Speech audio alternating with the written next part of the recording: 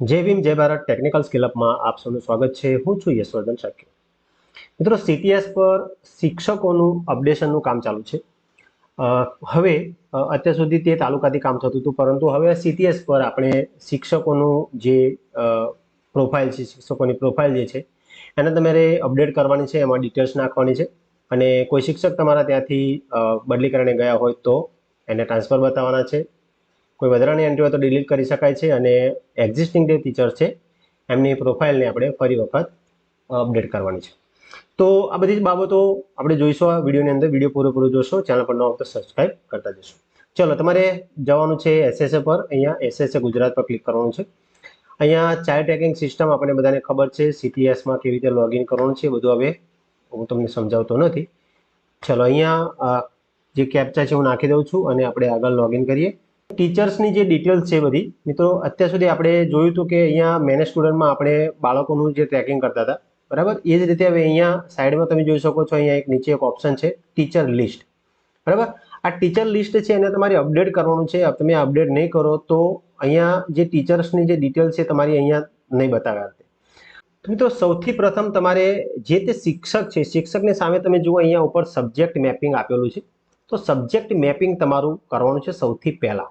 તો અહીંયા સામે જે આઇકન છે એના પર તમારે ક્લિક કરવાનું છે। આ રીતે તમે ક્લિક કરશો એટલે અહીંયા તમારું નામ આવશે। નીચે તમારું સ્ટાન્ડર્ડ તમારે પસંદ કરવાનું છે। દાખલા તરીકે 7મું ધોરણ પસંદ કરીશ। અહીંયા સિલેક્ટ તમારે એ સેક્શન તમારું જે છે એ તમારે કરવાનું છે સેક્શન। અહીંયા તમારે વિષય પસંદ કરવાના છે, બરાબર। હું મારા જે વિષયો છે, તમે એક કરતાં વધારે વિષય તમે પસંદ કરી શકો છો।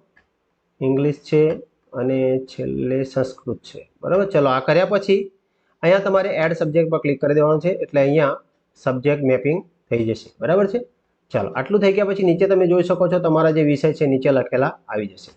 તમે જોઈ શકો છો અહીંયા ટીચર્સના નામ આપેલા છે અને સામેની સાઈડમાં જોઈનિંગ ડેટ ને કરંટ ડેટ, અને અહીંયા તમે જો પ્રોફાઇલ સ્ટેટસની અંદર બધાની રીતે ખરું કર્યું છે, કારણ કે મેં આ બધાની પ્રોફાઇલ છે અપડેટ કરી દીધી છે।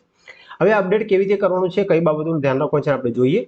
ચલો, સૌથી પહેલા અહીંયા જોઈશું કે સામે એક ડિલીટનું ઓપ્શન છે, બરાબર। કોઈ એન્ટ્રી જૂની હોય, કોઈ કાઢેલી ના હોય, એથી બદલી કરીને જતા રહ્યા ઘણા બધા વખત પહેલાના, તો એને તમારે અહીંથી ડિલીટ કરી શકો છો। ટ્રાન્સફર હોય તો તમારે અહીંયા ટ્રાન્સફર પર ક્લિક કરવાનું છે, બરાબર।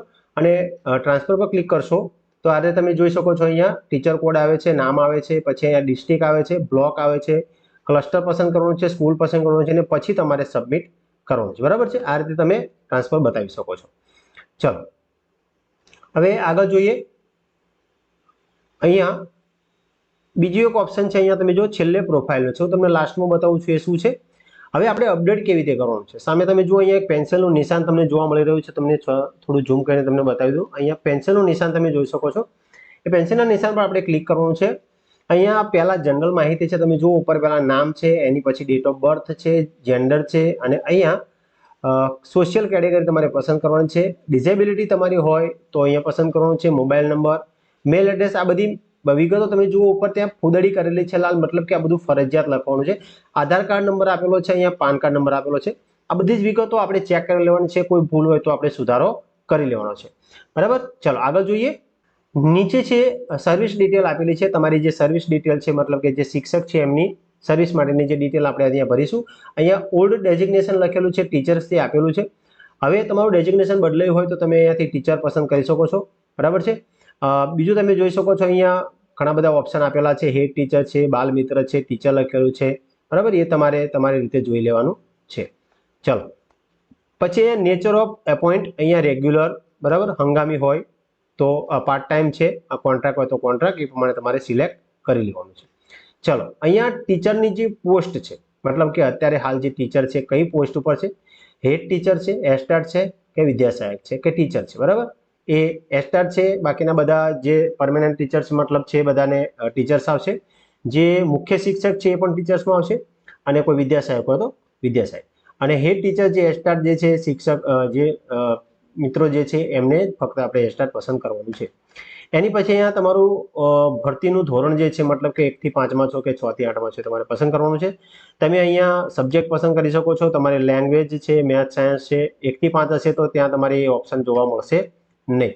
પછી અહીંયા દાખલા તરીકે મેં લેંગ્વેજનું ઓપ્શન પસંદ કરેલું છે, તો લેંગ્વેજમાં પણ તમે કઈ લેંગ્વેજમાં છો, એટલે કે તમે ગુજરાતીમાં તમારી ભરતી છે, હિન્દીમાં છે, ઇંગ્લિશમાં છે, કે સંસ્કૃતમાં છે, તમારે પસંદ કરવાનું છે।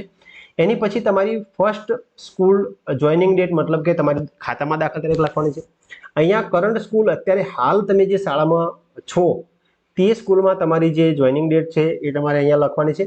એની પછી તમારી જે રિટાયરમેન્ટ ડેટ છે એ લખવાની છે. રિટાયરમેન્ટ ડેટ મિત્રો તમારી જન્મ તારીખને આધારે હશે. તમારે સત્રનો લાભ મળતો હોય તો તમારે એ પ્રમાણે લખવાનું નથી, એટલે કે 31/10 કે 31/5 બતાવવાની નથી. તમારી જન્મ તારીખના આધારે તમારી રિટાયરમેન્ટ ડેટ જે અહીંયા છે આપવાની છે. અહીંયા તમારે ક્લાસ પસંદ કરવાનો છે. અહીંયા days on non teaching assignments હોય તો લખવાના છે, ના હોય તો જવા દેવાનું છે. અહીંયા તમે જોઈ શકો છો સ્પેશિયલ લખેલું છે જ્ઞાન સહાયક ઓનલી.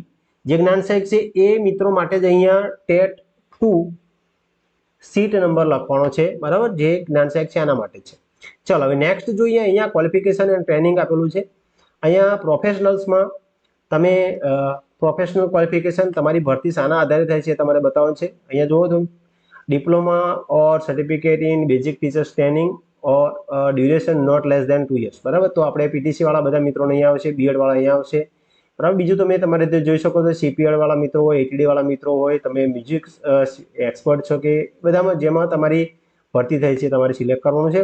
અહીંયા એકેડેમિક ક્વોલિફિકેશન મતલબ કે એની વગર તમારી પાસે બીજી કઈ ક્વોલિફિકેશન છે, તમે કેટલું આગળ ભણેલા છે તમારે બતાવવાનું છે. ટ્રેનિંગ ફોર ટીચિંગ CWSN, બરાબર. અહીંયા જે દિવ્યાંગની ટ્રેનિંગ છે તમે લીધેલી હોય તો તમારે યસ કરવાનું છે, ના હોય તો નો કરવાનું છે. બીજું teaching and training through computer, બરાબર. તો અહીંયા તમારે યસ અથવા નો કરવાનું છે. કમ્પ્યુટર તમને આવડે છે કે નથી આવડતું, ટ્રેનિંગ લીધેલી છે કે નથી લીધેલી, તો એ તમારે યસ કરવાનું છે. અને છેલ્લે તમારે અહીંયા સેવ ટીચર્સ કરવાનું દેવું છે. સેવ ટીચર્સ કરી દેશો એટલે તમારી ડિટેલ છે સેવ થઈ જશે અને તમારી પ્રોફાઇલની સામે ખરાની જગ્યાએ તમારું કામ પૂરું છે. ચલો હવે આગળ જોઈએ. મતલબ કે પ્રોફાઇલનું કામ અહીંયા પૂરું થાય છે. બધા જ શિક્ષકોની આ રીતે પ્રોફાઇલ તમારે બનાવવાની છે. હવે આગળનો સ્ટેપ જોઈએ.